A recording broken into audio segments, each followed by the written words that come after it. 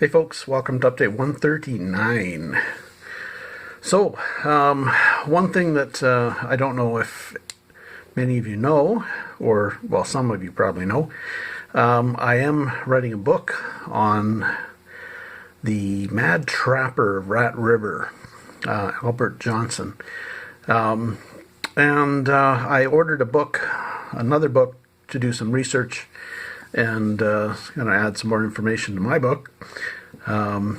Just doing some comparisons and that sort of thing, seeing what material is in this book that is in no others. And I just got it today. Picked it up off of Amazon. So I'm going to open it up and show you what I got, what book it is. And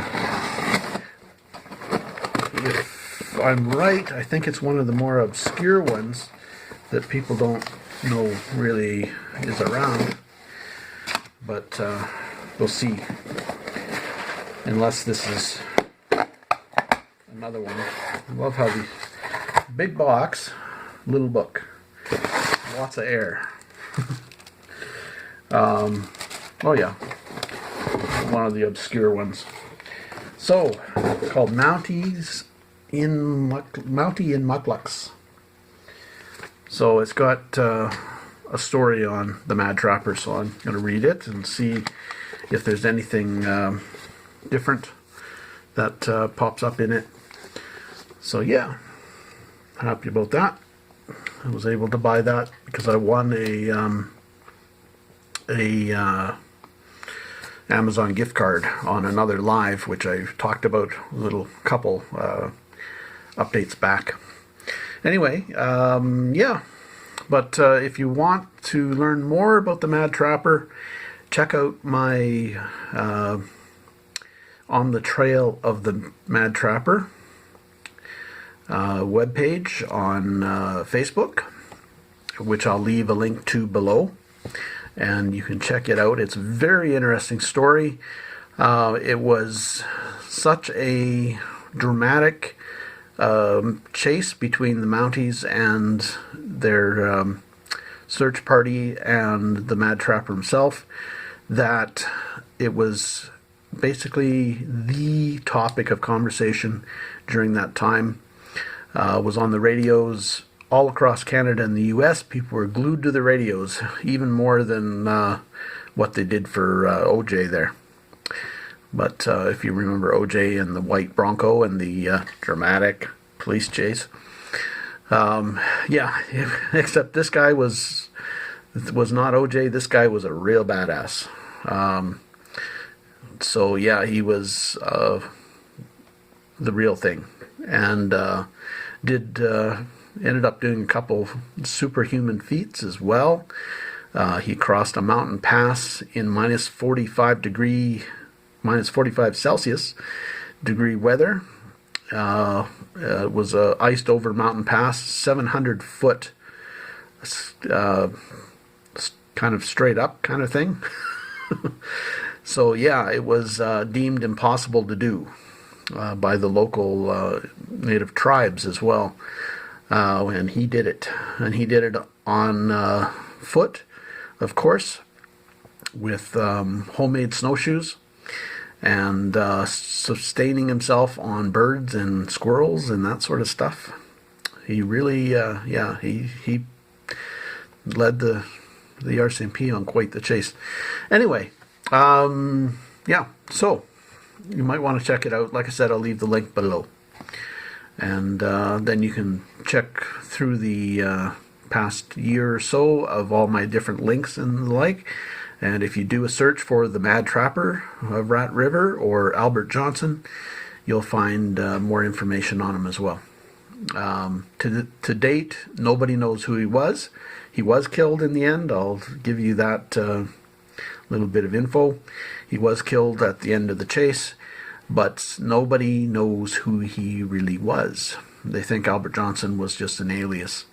But yeah, he ended up in the north with a good chunk of money, some gold teeth, which I have a lead on as to where they came from, which nobody really realizes. Nobody knows. or not many people know anyway, not very well known.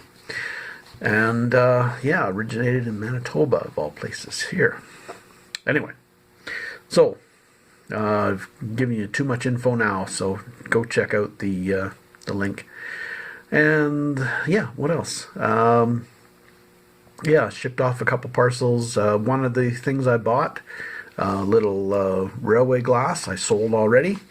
Just posted it on a Facebook group, a railway Facebook group, and bang, it was gone. So that was good. Made a decent profit on it, happy. And yeah, so we'll give you more of an update, well, shortly. Just an update on that sterling silver spoon. A friend found a listing, or some listings for it. It turns out it's NRA, National Rifle Association of Britain, and there were awards for shooting. So, yeah, NRA, yep. So, apparently it's the last listing I found on eBay. It turned out it sold for, or it was a best offer. So, it was listed at 130 US. Probably sold for less, I would think. But I'm going to do some more digging and come up with a price to put on it, and then, yeah, put it in a showcase. So, yeah, good thing we didn't scrap it. All right. Stay tuned for more. So we had another Etsy sale. Remember the demi-tasse spoons, the sterling silver demi-tasse spoons? Well, they didn't sell. But the other 4 that were remaining from that package did. So they're gone. So that's pure profit, another $20 US. Yeah, so putting those up was worth it. And I've still got the good pieces left. So yeah, I'm happy about that. Sold some other stuff on Etsy as well. Nothing substantial, but it all helps. So yeah. So it's about 2-ish in the afternoon, 2:30-ish, something like that. And I just got a call to go on a house call. So I'm going to go do that and check out the stuff right away. So I'm back. Yeah, I took a while longer than I had planned because while I was gone, I had gone over to the other side of the tracks. There's a railway track running through the center of the community. And while I was over on the other side, a train parked across the 2 most convenient crossings, which meant a 3-mile gravel road trip to get around to another crossing that allowed me to get back into town. So yeah, that's annoying, but can't do anything about it.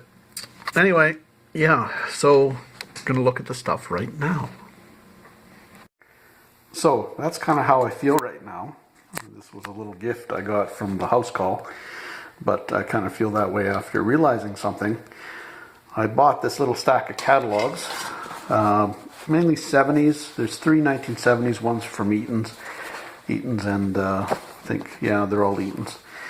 They're not terribly popular, so they're not an easy sell, but I mainly bought it for this one because I thought it was kind of a neat GWG catalog, and I didn't really look inside. I just flipped quick and didn't notice something.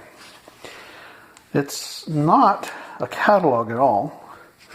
It's actually, when I turned to what I thought was the cover, it actually starts on page 21.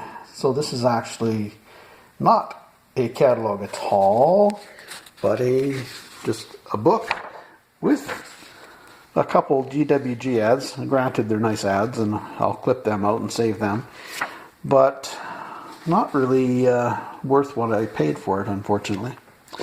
So anyway, but I can get my money out. I'll make a little bit still on the 70s ones, but they're not an easy sell. So yeah, I feel kind of silly, kind of stupid, because I know better. You get overconfident sometimes, I guess. Better to get overconfident on something like that than a $1,000 piece, though. Also got 2 enamelware pieces, a dipper and bowl. some crock handles, some stoneware or handles for stoneware crock. These are actually bag holders, or for holding your parcels on by the strings. And they've got advertising on them for Woodward's Supreme Pancake and Waffle Flour. So they're kind of cool. They go out for $3-4 a piece. And the little thermometer from Penticton, BC. And a pair of lamps. These lamps. They're nice, but they're flaking paint already, unfortunately. But they're cool. She was going to discard those by the sounds of it. Her husband brought them back from overseas, from Vietnam or Korea or somewhere. But they've got a modern plug on them, but they are basically weighted candlesticks is what they are, so they've been repurposed into lights. Anyway, they've got these silk shades on them, but unfortunately one of the silk shades is torn and the other one is, well, in similar condition. Not torn, but so they sit on there like that. Yeah, so they're kind of cute, but it's not my style, but I couldn't bear to hear them or see them tossed, so I bought them. So when was this stuff packed? Well, the last date is September 26, 1979. So that's when they were packed. Or maybe they were used for Christmas stuff and this is the paper they always got wrapped in. I don't know. I think that's maybe more likely the case. But you could say they've been packed since 1979. And this box that they're in, I think I can probably sell too because it's vintage and has all the hockey teams on it. Isn't that cool? Little bonus. But still, for what I paid for the stuff, probably should have paid a little less. But anyway, and a chippy white table, which I need to do some work to. Needs to be tightened up. And one of the supports is too long by about 4 inches. So it's got to get trimmed and it's got to get a good clean. Get a good scrub down, and then it'll be saleable again. Although it does have 4 drywall screws across the top on one spot, unfortunately. Might be able to remedy those, though we'll see. Maybe just replace them with slotted screws to make it look more authentic. I don't know. Should just fill it and everything, and then re-glue it and all that. But then I've got a table that's worth what? Pretty much the same as if I did just the minimal. So yeah. Anyway, it's going to be available, guys. So I just realized something. Again, this is not looking at stuff closely enough.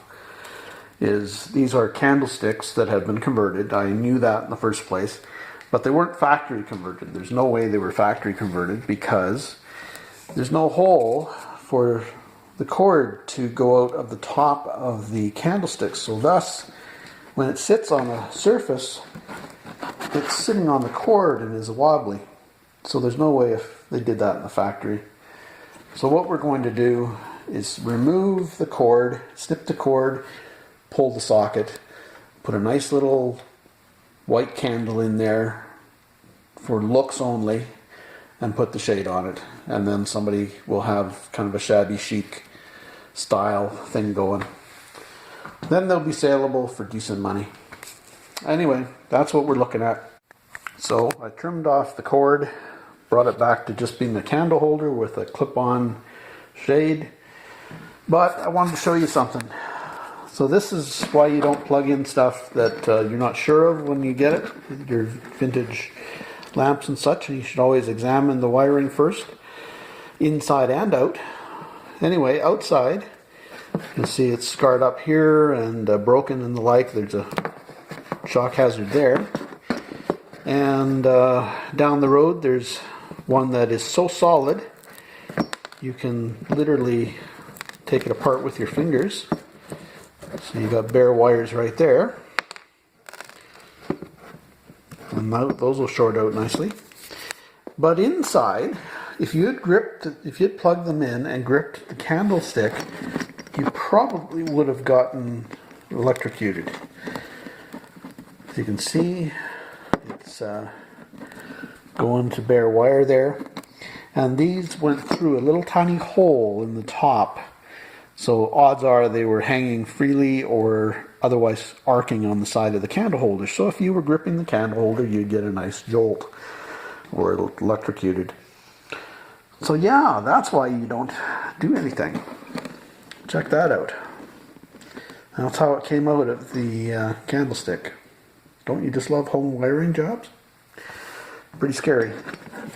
Anyway, thanks for watching, folks. Appreciate the views. Hello and welcome to some of our newest subscribers. I noticed a few extras, so thanks a lot. I appreciate it. Hope you can get something out of the videos. Anyway, thanks again for watching and take care.